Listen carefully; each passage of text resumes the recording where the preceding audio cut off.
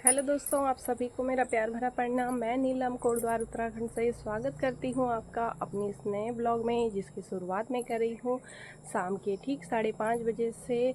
और दूध वगैरह मैं ले आई थी क्योंकि आजकल मौसम का कोई भरोसा नहीं है। और बार तो हम 7 बजे तक दूध लेकर के आते थे, लेकिन आजकल काफ़ी ज़्यादा कीचड़ रास्तों में हो गया है और गड्ढे गड्ढे पानी वगैरह भरा हुआ है और अंधेरा भी बहुत जल्दी हो जाता है। खैर, इस टाइम तो मौसम काफ़ी ज़्यादा साफ़ है, तो रात को बारिश आएगी तो अभी बोल नहीं सकते हैं। वैसे तो मौसम आप देख सकते हैं बिल्कुल अभी साफ़ ही दिखाई दे रहा है। और कल रात भी अचानक से काफ़ी तेज़ बारिश यहाँ पर हुई थी और सुबह तो बिल्कुल साफ़ मौसम था, तो बच्चे स्कूल चले गए थे। लेकिन जब बच्चे स्कूल से आए तो पूरे भीग कर आए थे, तो कोई नहीं, कपड़े वगैरह तो कल धुलकर सूख जाएंगे क्योंकि बच्चों की है 2 दिन की छुट्टी। तो कल आपको जैसे कि पता ही है, कल है रक्षाबंधन, तो कल हो गया शनिवार को रक्षाबंधन और संडे की छुट्टी तो बच्चों की होती ही है, तो कपड़े सूख ही जाएंगे।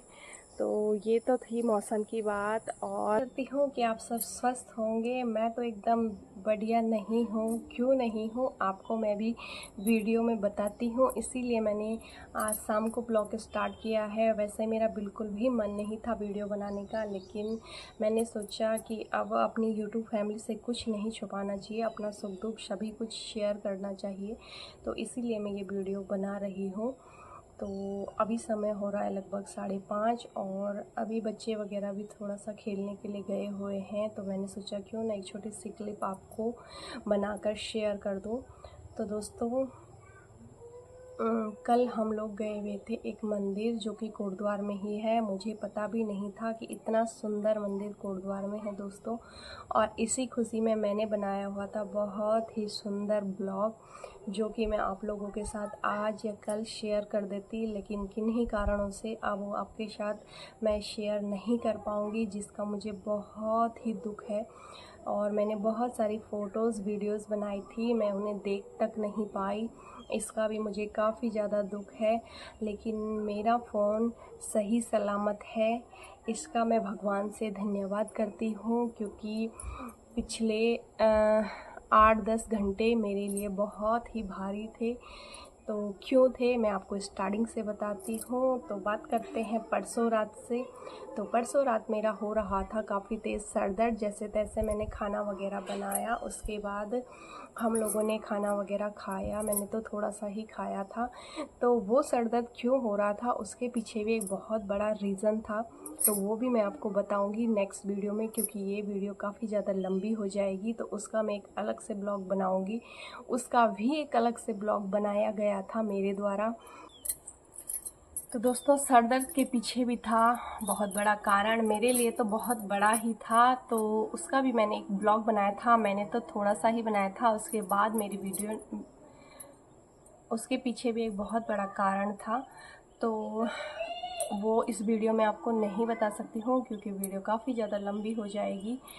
तो फ़िलहाल मैं आपको ये कारण बता रही हूँ कि ये ब्लॉग क्यों नहीं आ पाएंगे आपके पास। तो बात हो रही थी सर दर्द की, तो सर दर्द था, फिर जैसे तैसे हम लोग सो गए, मैंने दवाई वगैरह खाई, फिर हम सो गए। मैसेज आ गया था मेरे पास कि कल कहीं जाना है, ग्रुप में, हमारा ग्रुप है सखी सहेली ग्रुप, तो उसमें मैसेज आ गया था कि हमें कल कहीं जाना है। तो मैंने उतना ध्यान से उसे नहीं लिया, क्योंकि जब आप लोग समझ सकते हैं कि इंसान की तबीयत खुद ही सही नहीं है तो क्या ही कर सकते हैं। तो मैंने सिर्फ इतना छोड़ दिया था कि कहाँ पर है, क्योंकि मैंने बिल्कुल भी सुना तक नहीं था इस मंदिर के बारे में। तो फ्रेंड लोगों ने बताया कि मावा कोट की साइड है, तो मैंने सोचा कि काफ़ी दूर है, फिर मैंने कहा सुबह की सुबह ही देखी जाएगी।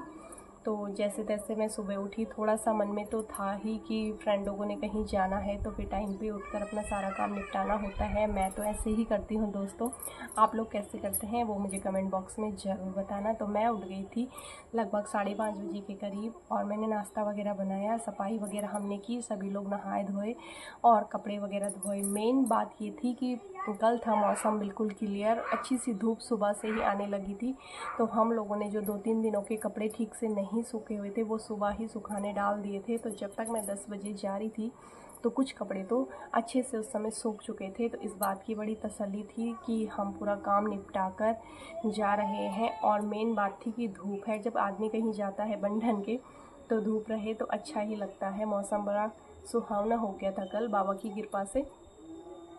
तो हम लोग वहाँ पहुँचे जल्दीबाजी में, दीदी लोग मुझे घर पर ही लेने आ गए थे, मैं अपने बेटे को भी साथ में ले गई थी। फिर हमें रास्ता तो ठीक से पता नहीं था, कोई आगे निकल गए, कोई पीछे छोड़ गए। जैसे तैसे हम मंदिर में पहुँचे। हमारे साथ और मंडली वाले भी थे, लेकिन वो लोग ऑटो में थे, तो हम ठीक से पता नहीं कर पाए। वो तो मेरी अचानक से नज़र पड़ी रास्ते में, तो मैंने बोर्ड लगा हुआ देखा जगदेव बाबा का, तो फिर मैंने सोचा यहीं मंदिर होगा। मैंने सभी लोगों को रोका और फ़ोन करके बताया कि यहाँ पर मंदिर है। तो हम लोग अच्छे से वीडियो शूट करते करते, मैंने पहले ही मालन नदी में ब्लॉग स्टार्ट कर दिया था, क्योंकि कल मैंने घर पर ब्लॉग स्टार्ट नहीं किया था। तो ब्लॉग शूट करते करते हम लोग मंदिर में पहुँचे। अच्छे से भेंट प्रसाद वगैरह हमने चढ़ाई, सभी लोगों से मिलना जुलना हुआ जो और मंडली वाले थे, और बिल्कुल आराम से पूजा पाठ करने के बाद लगभग आधे घंटे तक, क्योंकि वहाँ पर लगभग 3-4 मंदिर हैं और थोड़ी थोड़ी दूरी पर है।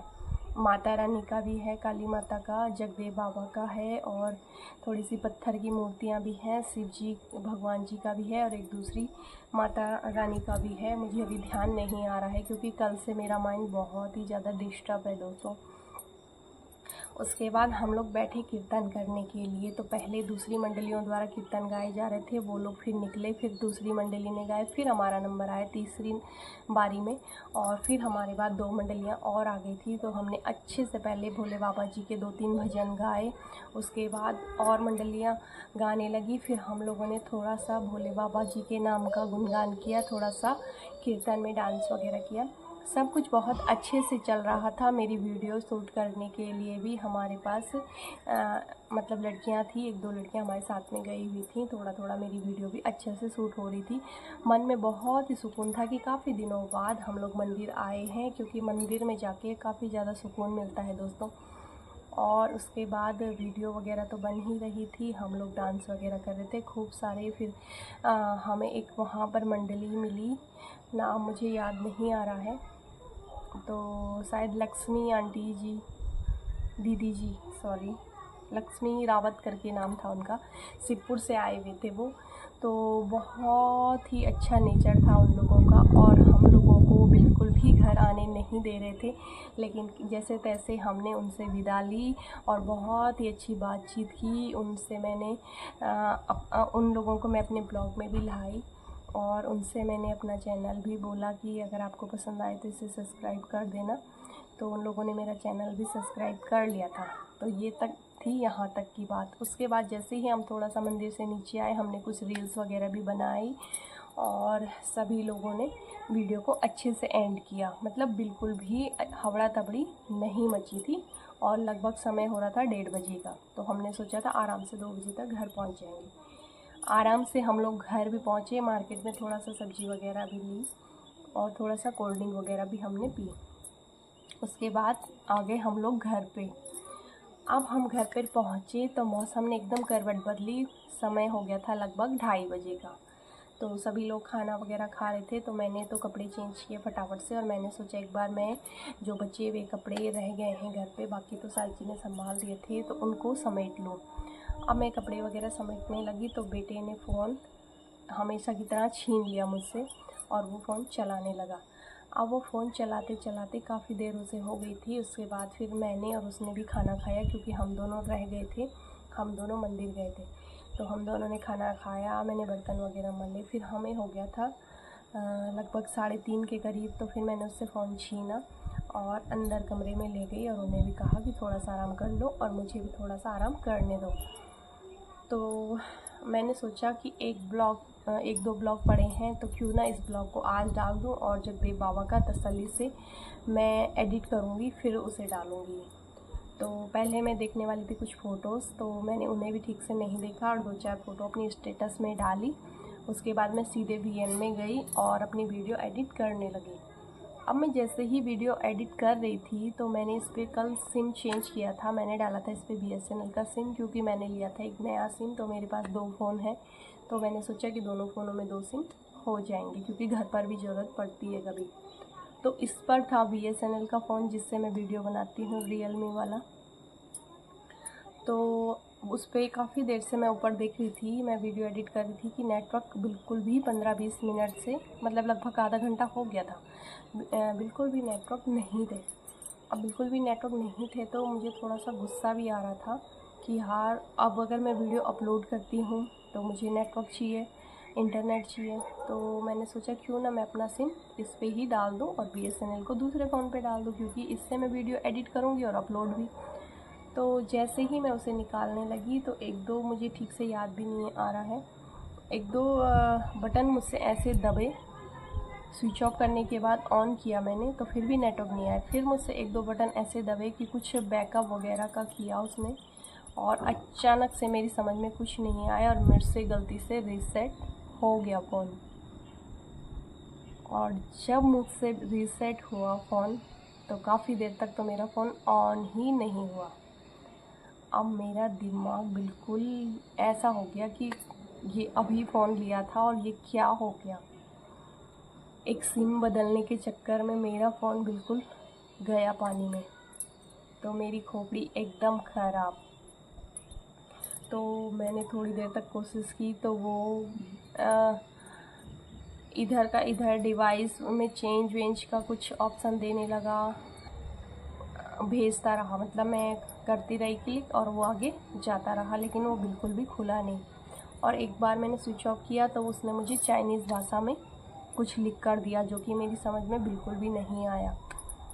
तो शायद उस टाइम ही वो रीसेट हुआ होगा, मुझे ये भी ध्यान नहीं है कि मैंने कब दबाया। तो जो दिमाग ख़राब मेरा हुआ ना दोस्तों, किसी की हेल्प भी नहीं ले सकती, क्योंकि नंबर वंबर सब जो थे वो एकदम गए। और अचानक से जब वो 5-10 मिनट बाद 2-3 बार स्विच ऑफ ऑन करने के बाद खुला तो उससे सारी चीज़ें मेरी गायब हो चुकी थी। तो सोचने वाली बात है दोस्तों। और मैंने चेक किया अपना यूट्यूब चैनल, तो 1500 सब्सक्राइबर, 1 साल की मेहनत कम नहीं होती दोस्तों। जो एक यूट्यूबर होंगे और जो यूट्यूब पर स्ट्रगल कर रहे होंगे मेरे जैसे, तो वो समझ सकते हैं मुझे। तो क्या ही करती, मुझे लगभग शाम के 6 बज गए फ़ोन को देखते देखते। वैसे मैं बिल्कुल सेफ्टी के साथ उसे सही करने की कोशिश कर दी, लेकिन कुछ भी नहीं हो पाया। फिर दिमाग ने काम करना एकदम बंद कर दिया और मुझे गुस्सा आना शुरू हो गया, क्योंकि मैं हाइपर बहुत जल्दी हो जाती हूँ दोस्तों। तो क्या ही कर सकते हैं। लगभग शाम के 6:30 बजे बारिश एकदम स्टार्ट हो गई और फिर दिमाग में आया कि एक नंबर है, तो कॉल की, वो बिज़ी चल रहे थे। फिर उनकी बैक कॉल आती है तो दूसरी फ्रेंड को मुझे कॉल करने के लिए बोला गया। तो फ्रेंड 2-4 ऐसे हैं कि जो बोलो वो करने को तैयार हैं। मैं बड़ी खुशनसीब हूँ कि मुझे ऐसे दोस्त मिले हैं। तो उसने मुझे कॉल की और बोला कि मैं डर गई, तूने अर्जेंट कॉल करने के लिए बोला। तो मैंने उसे एकदम से पता नहीं क्या चौंकाने वाली बात बोली कि आज तो ऐसा हो गया। तो वो बोलने लगी कि मैं तो डर गई थी, क्या हो गया ऐसा। मैंने कहा ऐसी ऐसी बात हो गई।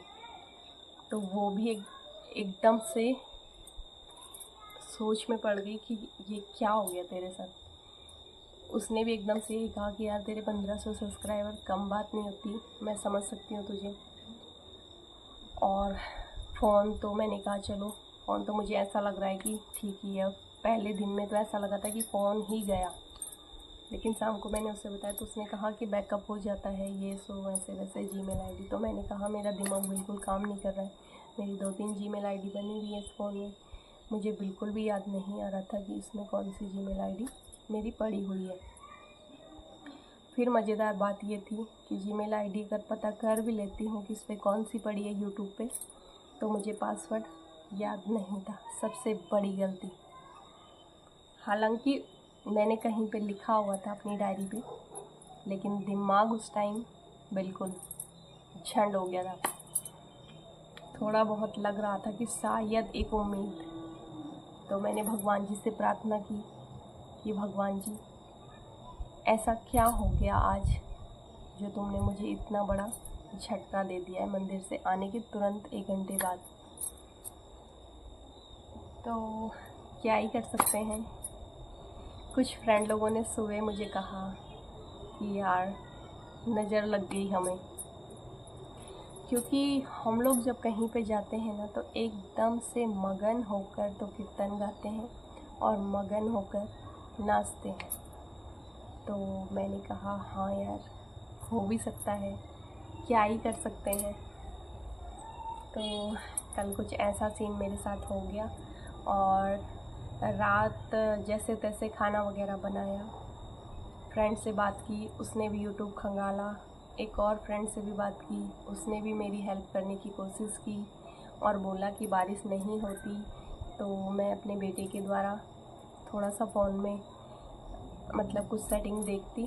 तो उन्होंने कहा कि मैं सुबह बारिश वगैरह जब बंद हो जाएगी तो अपने बेटे को यहाँ भेज दूँगी, तू चिंता मत कर, यूट्यूब तेरा वापस आ जाएगा।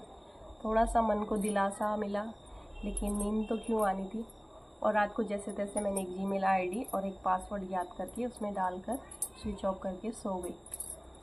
अब सुबह सोई तो ठीक थी नहीं, सुबह 5 बजे उठी क्योंकि बच्चों के स्कूल था।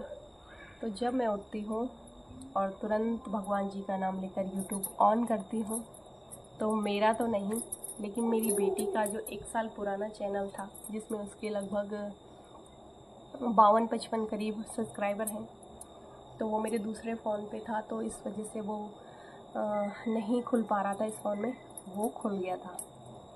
थोड़ा सा मन में उम्मीद जागी कि शायद मेरा चैनल भी वापस आएगा।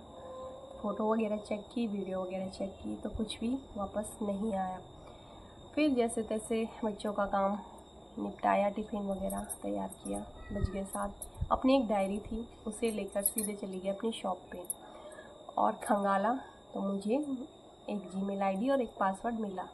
तो वो डाला तो मेरा यूट्यूब 5 से 7 मिनट उसने लगाए पर वो खुल गया, जगदेव बाबा की कृपा से। फिर मेरे सारे नंबर भी वापस आ गए, लेकिन मेरी जो वीडियो और फ़ोटो थी वो वापस नहीं आई और शायद वो आ भी नहीं सकती, क्योंकि मेरे फ़ोन में बैकअप ऑन नहीं था शायद उस समय, या फिर मुझसे गलती से ही कुछ ऐसा बटन दब गया जिससे कि वो और डिलीट हो गए। वो समझ में मेरे अभी भी नहीं आ रहा है, तो दिखा कर लाऊंगी फ़ोन वाले भैया से। अभी मैंने किसी से भी पूछा नहीं ज़्यादा, क्योंकि मुझे इसी की खुशी है कि मेरा यूट्यूब वापस आ गया। ब्लॉग की बात रही, 3 ब्लॉग मेरे उसमें थे, एक एडिट हो चुका था और 2 एडिट होने थे, और काफ़ी सारी फ़ोटोज़ भी थी, कल की भी थी, आधी पुरानी भी थी, तो वो चली गई। तो दुख तो बहुत हुआ क्योंकि कल का ब्लॉग बहुत ही ज़्यादा सुंदर था। तो क्या ही कर सकते हैं दोस्तों। तो इसीलिए मैंने सोचा कि आप लोगों के साथ ये बातें शेयर कर दूं कि मेरे साथ कल ऐसा ऐसा हुआ। तो क्या कर सकते हैं, गलती मेरी भी है और होने को जो होना होता है वो कोई टाल नहीं सकता उसे। गलती मेरी भी है, जल्दबाजी में मैंने थोड़ा सा काम किया, तो इसीलिए कहते हैं कि जल्दबाजी का काम शैतान का होता है। जल्दबाजी में कोई भी काम ना करें। शायद मैं उस समय थोड़ा आराम कर लेती और आराम से करती तो फ़ोन में ये दिक्कत नहीं आती, या नेटवर्क आने का इंतज़ार करती, या थोड़ा सा फ़ोन को बाहर ले जाती। तो थकान की वजह से और परसों की सर दर्द की वजह से थोड़ा सा ऐसा हो गया, तो यही बात थी। फ़िलहाल मेरा फ़ोन अभी ठीक है, अभी मैं दोबारा से इसमें ब्लॉग बनाना स्टार्ट करूँगी। और रही कल की फ़ोटोज़, कुछ फ़ोटो फ्रेंड लोगों के पास थी, क्योंकि वो सब मेरे भरोसे होते हैं कि ये पूरा ब्लॉग बनाएगी और अच्छे से फ़ोटो रील्स वगैरह बनाएगी, तो ज़्यादा मेरे पास ही होती हैं। तो कोई नहीं, फ़ोन ठीक रहा और मैं ठीक रही, तो आप लोगों के सामने जल्द ही मैं बहुत ही अच्छे अच्छे वीडियोस, ब्लॉग और शॉर्ट वीडियो, कॉमेडी वीडियो लेकर के आऊँगी। तब तक के लिए आप लोगों से मैं विदा लेती हूँ। तो आप लोग भी प्रार्थना कीजिएगा कि मेरी कल की वीडियोस और फ़ोटोज़ वापस आ जाएं। तो देखते हैं, क्या पता फ़ोन में कोई ऐसी सेटिंग हो। वैसे मैं वीडियोस वगैरह देखने की कोशिश कर रही हूँ, लेकिन नहीं हो पा रहा है उससे। तो रीसेट पड़ा है तो नहीं हो पा रहा है। तो चलिए फिर दोस्तों, इस वीडियो को मैं यहीं पे एंड करती हूँ। मेरी वीडियोस को ज़्यादा से ज़्यादा शेयर करने की कोशिश कीजिए दोस्तों। तब तक के लिए बाय बाय।